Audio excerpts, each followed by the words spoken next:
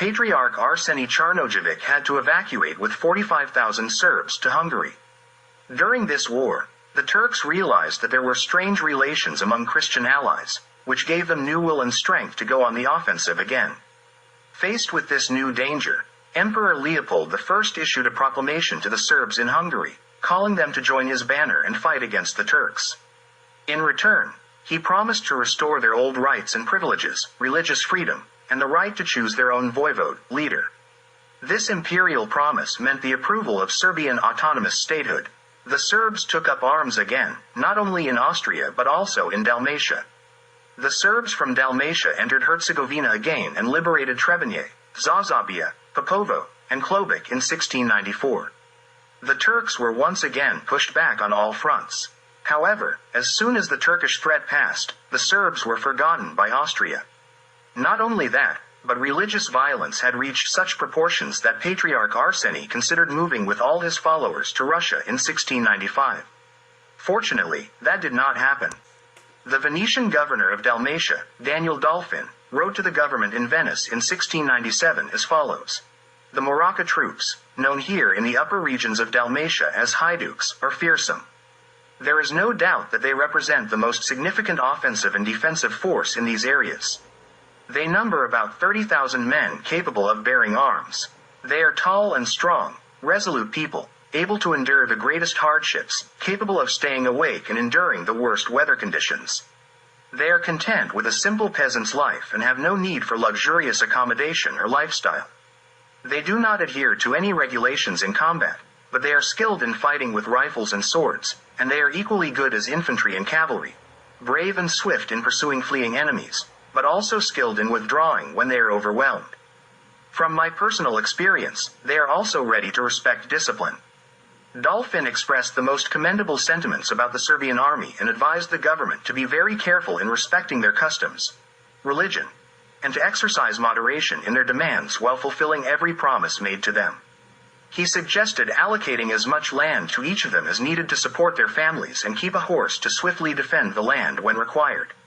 Without waiting for the government's response, Dolfin divided the land among the Serbian warriors, giving each soldier 18 liras and a designated amount of food. When the peace treaty was concluded between the warring parties in Sremski Karlovci in 1699, Venice obtained all that the Serbs had liberated from the Turks in Dalmatia, from Zvonigrad on the Zjarmanja River to Sitlik on the Neretva River and the Bay of Kotor. Slavonia was awarded to Austria. However, the Serbs had to withdraw from the liberated areas of Bosnia and Herzegovina. The Serbs did not receive anything under the protection of Austria or Venice. None of the promises made to the Serbs before or during the war were fulfilled. The only expansion was the Serbian military frontier, which was extended to Slavonia because Austria needed it for defense against the Turks. In 1714, a new war erupted between Venice and the Turks when the latter declared war on Venice and began the conquest of Morea, Peloponnese. There were no Serbs present there to defend it, and the Turks quickly advanced in capturing Morea. In Dalmatia, Venice did not have its own army, relying instead on the Serbs to defend its possessions. The Bosnian Pasha marched with 20,000 warriors towards Nin. The Serbs intercepted this Turkish army, defeated it, and forced it to retreat.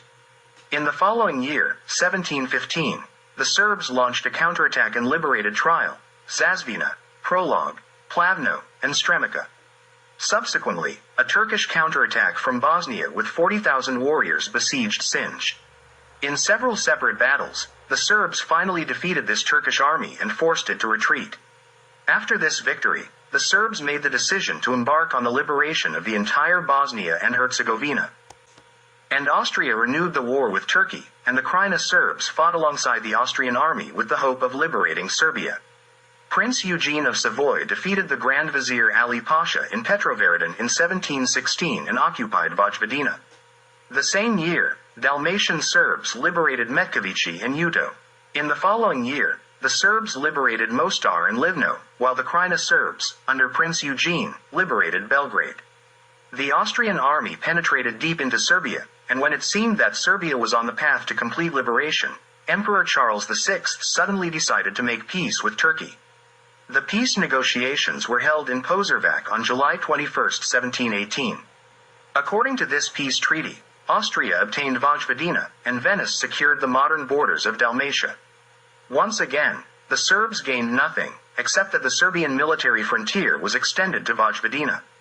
During the retreat from Mostar and its surroundings, about 1,000 Serbian families were relocated to Dalmatia. Venice acquired Imotski, Sidlik, Metkovići, and expanded its control eastward all the way to Klek. It also gained territorial expansion in the Bay of Kotor. During the peace negotiations in Pozorvac, the people of Dubrovnik demanded that Turkey obtain access to the sea, thus distancing themselves from Venice and securing a Turkish territory as a buffer.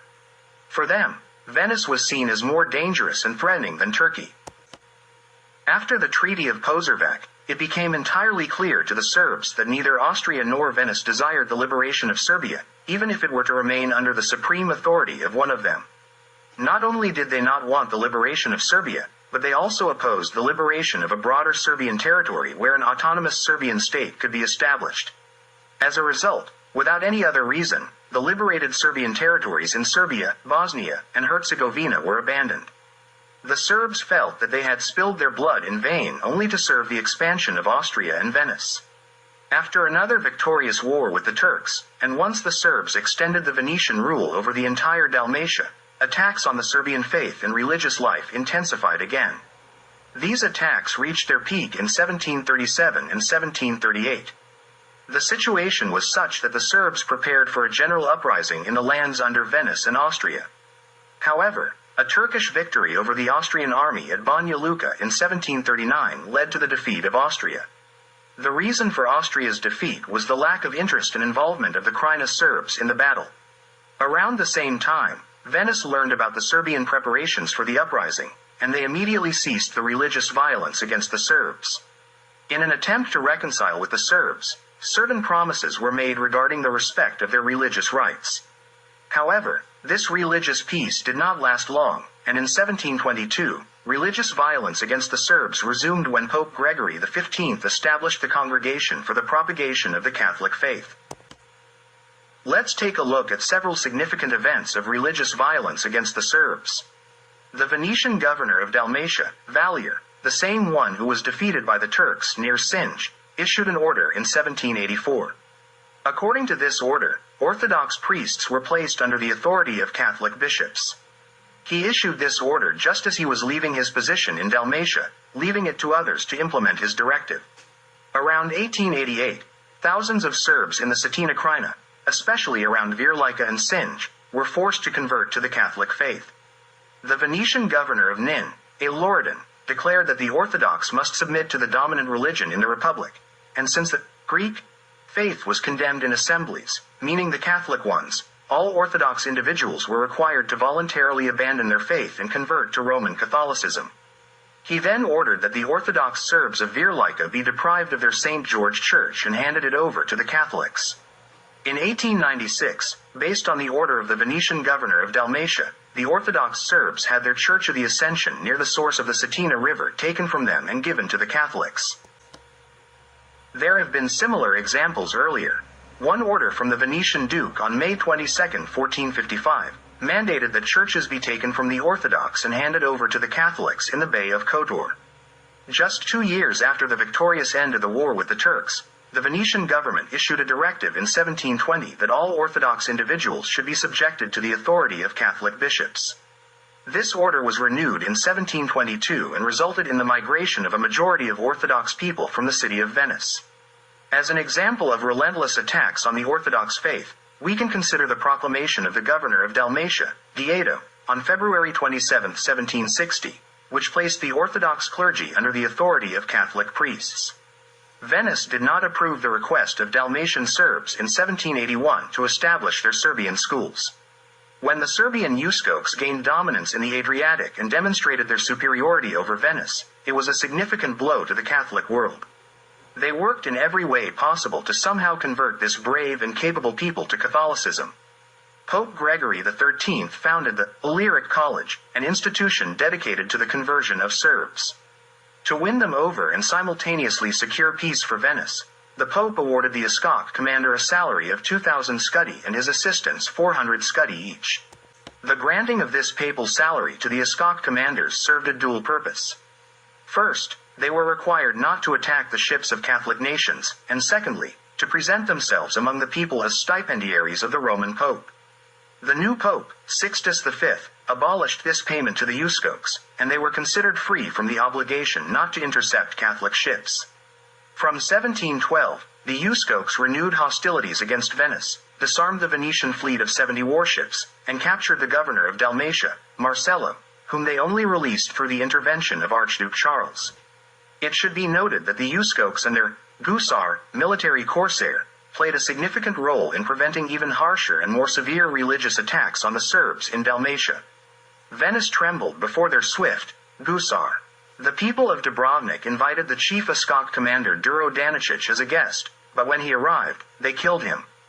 In Rome, complaints were raised about Catholic girls falling in love with handsome Morlachs and converting to Orthodoxy. Pope Urban VIII reinstated the Illyric College on June 1, 1627, where priests were prepared to convert Orthodox Serbs. The Venetians had about a dozen contradictory decrees, and they would then publish or repeat, just before the war with the Turks, some of the more humane and tolerant decrees. However, after the war, they would reinstate the inhumane and oppressive ones. For example, Doge Francesco Arezzo issued a liberal decree that only came into force in 1702, but already in 1708, another decree was enacted that prohibited any other religion except Catholicism within the territory of Venice. The actual state of the people in Dalmatia under Venetian rule, not only in continental Dalmatia, which was predominantly Serbian, but also in the cities under Venetian control, is best illustrated by these examples. Felix Faber arrived in Zadar in 1484 and wrote that the sailors who brought him there knew so little Italian that he couldn't communicate with them.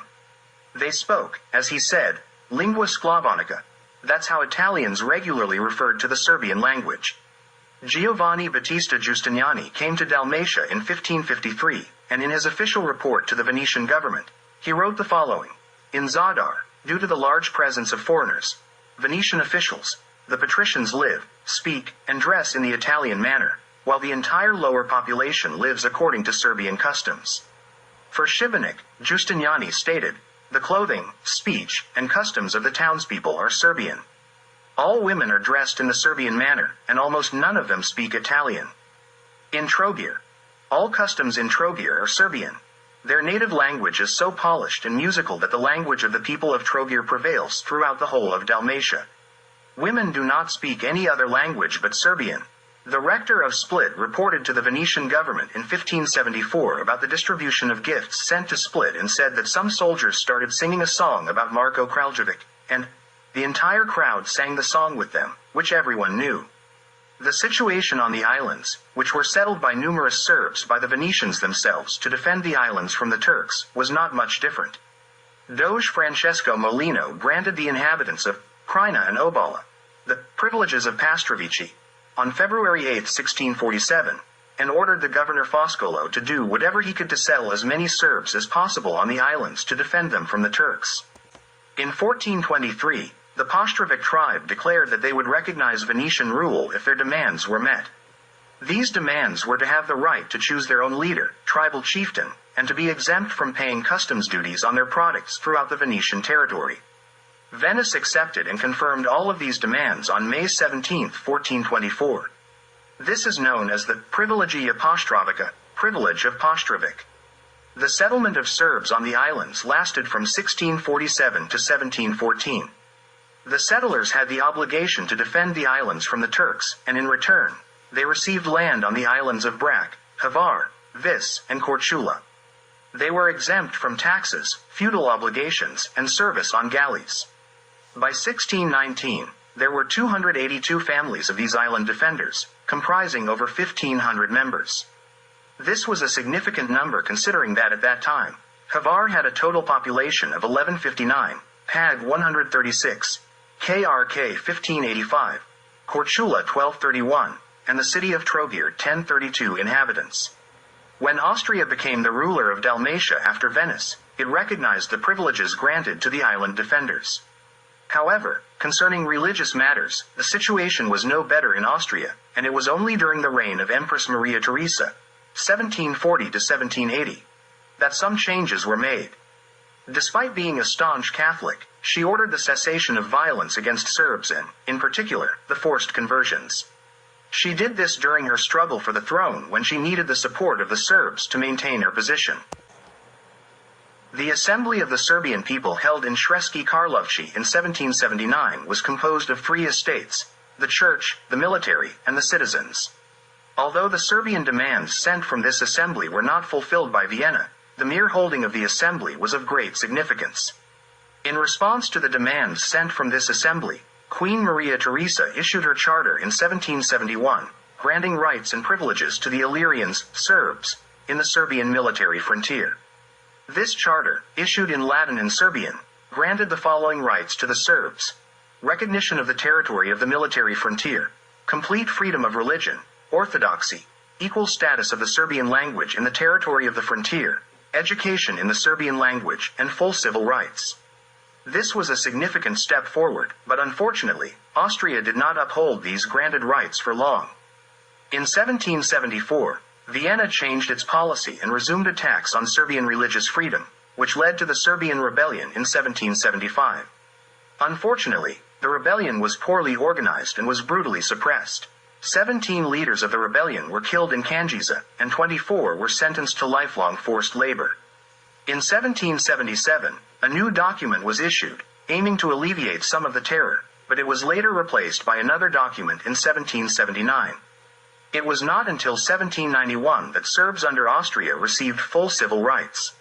The rights and privileges of the Serbs in the military frontier were granted and confirmed by subsequent rulers, including Leopold, Joseph, Charles VI, and Maria Theresa.